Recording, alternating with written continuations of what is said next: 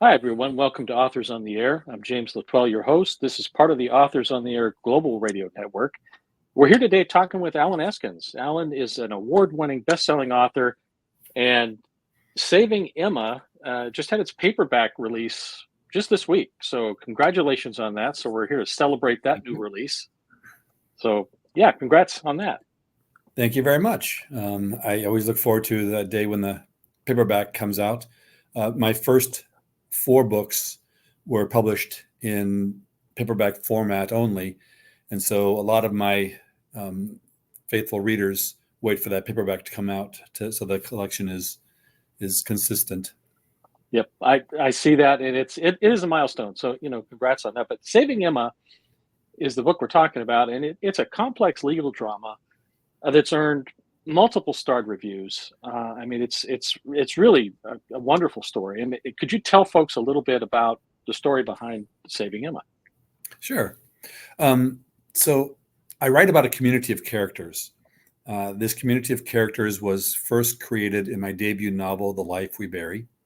One of those characters is Boady Sanden. Boady Sanden in The Life We Bury is a 50-ish law professor who practices on the side doing work for the Innocence Project. And Saving Emma is my ninth book, but it's my fourth book that either has Boady in it or features him. It's the first one where he is the sole protagonist as an adult. In Nothing More Dangerous, he's a 15-year-old boy in 1976. So that's the world that I've written about. So in this book, he's a professor of law, and he gets this case through the Innocence Project. A man who believes himself to be a prophet is in the security hospital, which is kind of the mental institution for the criminally insane here in Minnesota. And the man is there because he was found to have killed a megachurch pastor. So Boady's job is simply look at the case, make sure that there's nothing wrong. The case starts with this guy, Elijah, his sister, coming to Boady saying he actually had an alibi. And that sets the ball rolling. The book has actually two storylines. One is the story of Boady looking into this old mystery, but it's also about Boady and his family. He has a wife, and they have a ward. They're guardians of this young woman, 14-year-old girl named Emma. And Boady is struggling with his role as guardian / father. It's not going well, and he doesn't know why. And so while he's trying to unpack what happened with this, murder from 3 years earlier, he's also trying to keep his ward, his daughter, from basically running away, living with her aunt. And all my stories, I'm a mystery writer. I understand that. They have a mystery thriller plotline, but when I write my books, I write them mostly because I want to explore the character relationships and the personal story. And so that's always at the forefront of my thought process when I'm writing a book.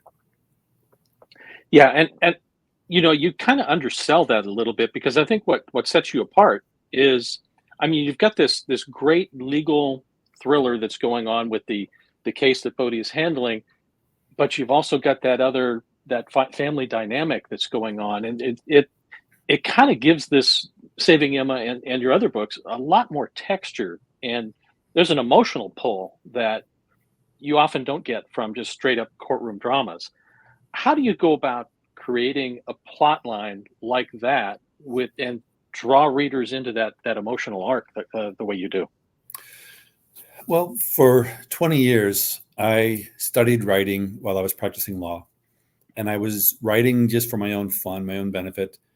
And I was drawn to the literary side of writing, the storytelling that had deeper themes that focused on the relationships and the protagonists and the characters. But at the same time, because I was a practicing criminal defense attorney, I knew the world of law. I knew courtrooms. I knew police procedure. I knew courtroom procedure. And so when I wrote The Life We Bury, my first novel, I set out deliberately to write a novel that had two plot lines. So, excuse me, I started with the premise in The Life We Bury. A college student goes to a nursing home because of a school assignment, meets a man there, interviews him. This man had spent 30 years in prison for murder. That pulls this college student into this old murder mystery. I outlined that, and then I sat back and said, now what's the story really about? And I knew that Joe, my protagonist, was running away from home to go to college, but I wasn't sure why. And so I spent time just daydreaming and thinking about it. And what I came up with was he has an autistic brother and a dysfunctional mother. He's running away from his responsibility for his brother.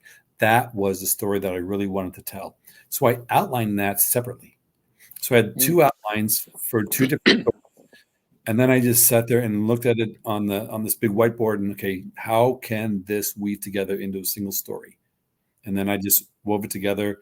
Outlining is the key to how I do what I do. I've tried to sit down and just go by the seat of my pants. I cannot. Right. But I have to outline.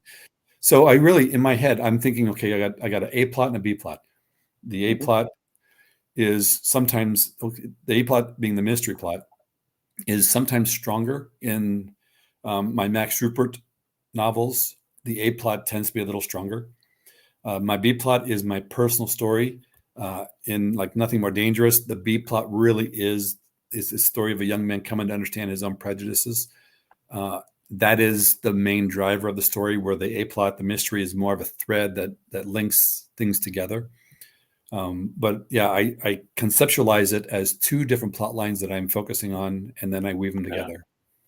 Yeah, and the way you do put them together, it's very textural and very it's seamless. It's not like one or the other. They really blend together well. So yeah, and Saving Emma is a really good example of that. So kudos to you on Thank that. you. And there's Now, another aspect to Saving Emma that I really had fun with, and that was the religious aspect. Boady yes, Sanden is a man who he is a disgruntled ex-Catholic right, who has a chip on his shoulder, and now he's sitting in a small room in a security hospital talking to Elijah, who believes himself to be a prophet, knows he talks to God, is 100%, this is what the world is like. And the conversation between these two men was so much fun to play with, because I didn't want to make Elijah come across as some just this simpleton right, who believed he was a prophet. He was intelligent. He was smart. He was careful in his thought process. And despite Bodhi's best efforts, he could never trip Elijah up. And I think that was the most fun part of writing this story, was the back and forth between I was thinking about Galileo's dialogues.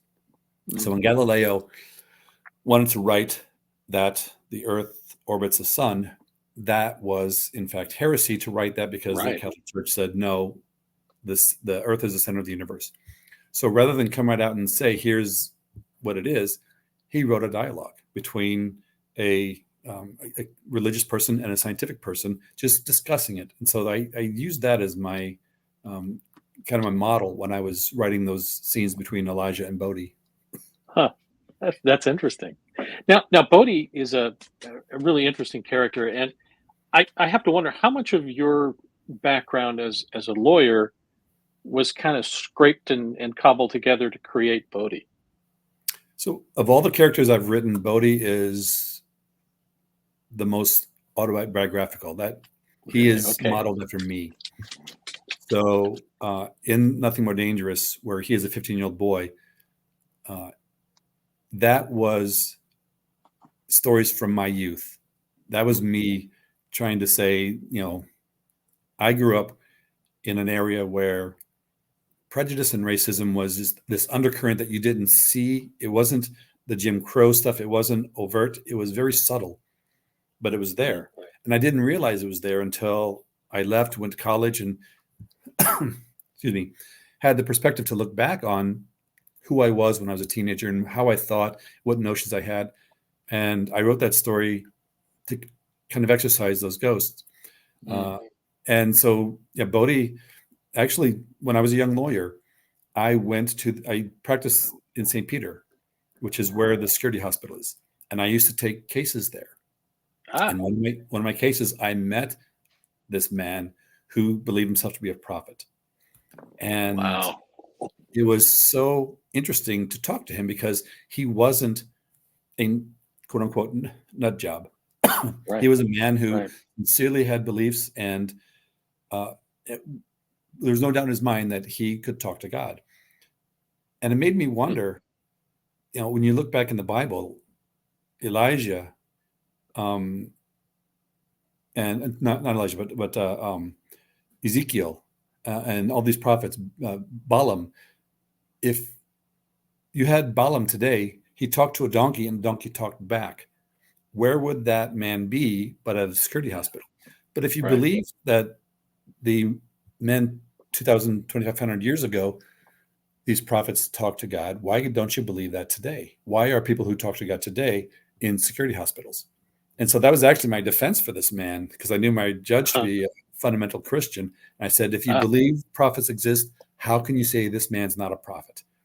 And I didn't win that case, but the idea stuck with me. And so that was really kind of the impetus where the story came from. wow. That's fascinating background. That really gives a lot more meat to the story that's already there for us. Now, Bodhi is working has worked with the Innocence Project. Is that something that you ran across in your practice? I ran across it, but I never actually did work for the Innocence Project.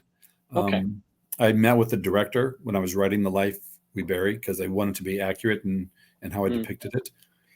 And I emailed them when I was writing Saving Emma because things had changed. They're now a regional office and they're set up differently. So excuse me again.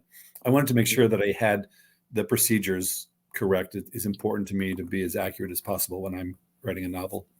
Sure. No, I totally get that. Now, you mentioned earlier that you're right within a world of these characters, and I feel you're a very character driven author. Because some of the characters you create are, I mean, they're so vivid and so engaging. Thank you. And one of those is, I mean, Emma goes to take up residence with Anna, and she is a piece of work. So where did the impetus for that character come from?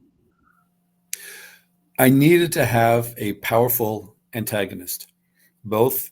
So Anna first makes her appearance in The Heavens May Fall, Mm. which my books are written as standalones. But if you read them in order, you'll see continuations of characters. So um, Emma came to live with Bodhi at the end of The Heavens May Fall. And in The Heavens May Fall, there was this battle going on between Bodhi and Emma's aunt, Anna. And when I created Anna, I needed somebody who was powerful, so that it was a David Goliath situation. And so that's where Anna was born. And then when I wanted to write the story about Bodhi dealing with Elijah, I already had the backstory for Emma. So I didn't have to go very far to create that B plot line. No, that perfectly makes sense. And I mean, there's so much that Bodhi is dealing with. He's got the Innocence Project case, his issues with the teenage girl Emma running off, custody battles that ensue. I mean, it's really, he's right in the middle of everything. So I it's a think it's struggle. important as an author to heap as many problems on my protagonist as I can. Yeah, Um, and you've done a good I job. really do. I Yeah, mean, if I ever write a character who's rich and handsome, that person will be dead shortly. Um, so yeah, I love it. That's great. Um, Now, um, are there more Bodhi stories in the future coming for us? there might be. Quite frankly, I had an idea for a novel that's completely out of this community of characters. Hmm. It was just an idea that came to me about a librarian, a quiet, woman who blends into the background. Right. She always wears a cardigan sweater. The kids call her the sweater lady. She's just overlooked and invisible to the world. But Okay. she has this incredible backstory. She came of age in Bosnia during the war, Mhm. and circumstances thrust her into the war. And she became not just a fighter with a militia, but kind of a legend. And because of her exploits, she had to flee Bosnia. And she's been hiding under a different name in America for 30 years now as this Wow. librarian. Yeah. And the story begins with her past coming to look for her and coming to find her. And she has to go back and find that warrior she was when she was 17 years old. And so Wow. that novel's coming out in February called The Quiet Librarian. It's my first true standalone that has none of these other characters in it. It is set in Minnesota, but Mhm. it was a phenomenal, fun book to write. I had these two Bosnian refugees from the Twin Cities who consulted with me. I consulted with them because I wanted to be accurate. I wanted to be careful with this story, and so I spent so many hours watching videos of the war and reading stories about the war, and it was the atrocities in the Bosnian War were just over the top. Yeah. I had no idea. I mean, I lived through that era, but I watched it on the Right. news, and Right. and I had no idea the depth of carnage that was going on over there. And so I'm hoping that this story will not only engage, but will also educate. Mm. The it's been sent out for reviews and stuff, and the reviews I'm getting back uh, are just wonderful. Good. The one word that keeps coming back is gut wrenching. And excuse me again. But the story is it's called The Quiet Librarian. It's available on pre-order. So Absolutely. No, that's fantastic. That sounds amazing. And I think you and I kind of talked about that at a VoucherCon at some point when you were just kind of getting off into writing that. And yeah, I'm really looking forward to that. yeah, I get excited about my books that I'm writing. So I do talk about them a lot at VoucherCon. Yeah, that's fine. I think we all do. Um, so so that's coming out in February. And looking forward to that. And there might be some more Bodhi ahead. And we're gonna finish up with something we call three quick hits, and it's three quick questions, putting yourself in Bodhi's mindset. Okay. Just three quick, easy kind of things. What's Bodhi's favorite drink or cocktail? He's a vodka tonic guy. Okay, I can see that. How about his favorite music? What does Bodhi listen to? 70s rock. Yeah. Okay. And finally, what's Bodhi's greatest fear? Uh, Not living up to the expectations of those that love him. Yeah. Yeah. That sums him up very, very well. Thank you for that. Folks, we've been talking with Allen Eskens. Allen has got the paperback release of Saving Emma. It's just come out. Please go ahead and grab that because you want to have your complete collection of paperbacks of Allen's books. You want that, but this is a book that will like you've heard, it's going to reach out and grab you. So please do yourself a favor and grab this one. Allen, it's been a treat to talk with you. And James, you have a book coming out in January. I hope we can do some, if nothing else, virtual events together. I Love think to. that'd be great. Yeah, I'd love to do that with you. It's my pleasure. Thank you. Folks, please come back and join us again. But again, Allen Eskens, go out and grab that book. Take care, everyone. Bye, James. Bye, everybody.